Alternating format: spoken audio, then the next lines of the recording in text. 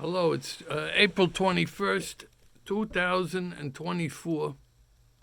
We're just making a random episode over here, talking about some things. I want to talk about Deal in the early years. You know, we see Deal now in the later years. We see Deal developing, I don't know what the hell it's doing. It's overdeveloping. That's what it's doing. The whole area became very noisy, very populated.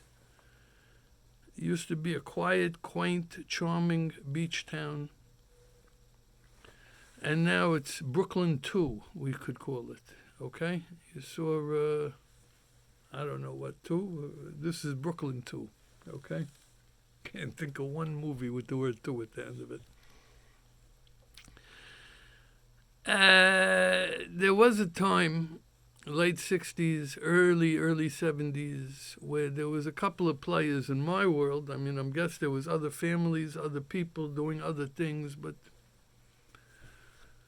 I was a young kid. I lived on Brighton Avenue. I was friends with a certain group of boys, and we were very new in town, and there was a lot of guys. We called them the Hicks. And they called us the Syrians. We were the Syrians, and they were the Hicks. And they lived here already, and we moved into the town. And the Syrians, were bidding up the price of the homes. We were stepping in. We were paying them twice what they thought it was worth the year before. And we were taking over the town, and of course there was a lot of resentment about that as well, by the way. And that is the early history of Deal that a lot of people were not so familiar with. Okay, let's go. So some of my friends were David Beebe, Douglas Beebe, both gone. Alav Shalom, 2 good guys, and they were each one like this. And we used to spend a lot of time in their house. Joe and Sheila Beebe, again, both gone, wonderful people. I liked Sheila so much. I liked Joe so much. Amazing people. Amazing. And we can't leave out Marla and Stephen from that story. 2 of the siblings. And we had some other friends. We had the Mysteries with Valerie, Alex and Joey. And then there was Michael. And, of course, there was Morris and Arlene Mystery. And Arlene Mystery was a very, very special person. I can't say it enough. We don't hear her name ever. We don't see it on any of the books. In memory of this one, in honor of that one, Mystery Family, Mrs. this. It's very important we remember Arlene, who was one of the most amazing ladies of that time. One of the most amazing. And I considered her a dear friend of mine. Even though she was my parents' age, she marched in my mother's wedding, Arlene was a good friend. And she's been gone some time now. And then we had a guy, Joey Harari, who's gone. And we can't leave out that Joey Mystery is gone. So many are gone. But in those days, there was a battle about the Syrians against the Hicks. And we were kids. We were all kids. And some of the Syrians were, as I mentioned, the Mysteries, the Beebes, Joey Harari. I was there in the very, very early years.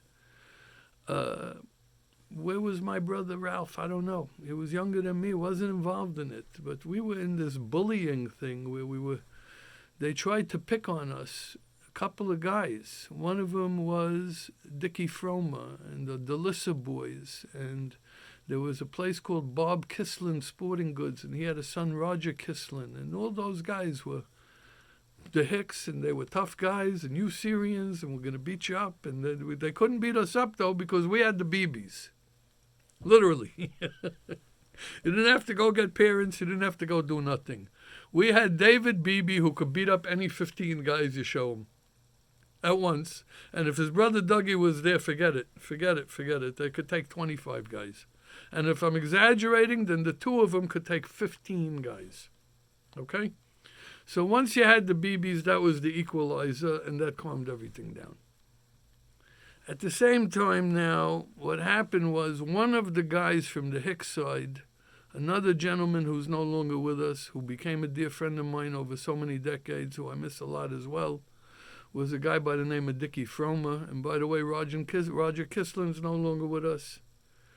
Amazing as you try to recapture in your mind history, how many made it along the way, how many, and I'm not even going outside this story. There's so many more names popping into my brain right now. And Dickie became friends with the Syrians while he was very much friends with the Hicks. He was one of the Hicks. And he became very good friends with the Syrians. He saw the opportunity, if you want to use that word, to have more friends. He wasn't looking to go into business. We were 12, we were 11, we were 13, I don't know what, we were 10. And Dickie became the peacemaker.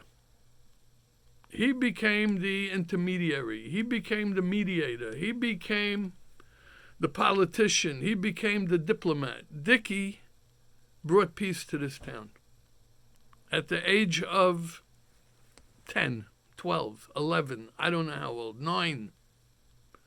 And that should be recorded for history. That in the town of Deal, New Jersey, there was a guy named Richard Fromer, who we called Dickie Fromer, who everybody loved on both sides, who brought history to the two sides, who brought peace, and brought the sides together. And that's the episode for today. Thank you very much. And they lived, the Fromers, on Almere Avenue, directly across from Morris and Tira. I lived on Brighton.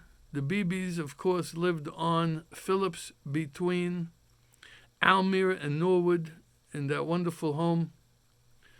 And who else? Joey Harari lived on Whitehall, last house by the ocean. And whoever else I mentioned, I think the DeLisses were on my block. And the Kislins as well. Okay, thank you.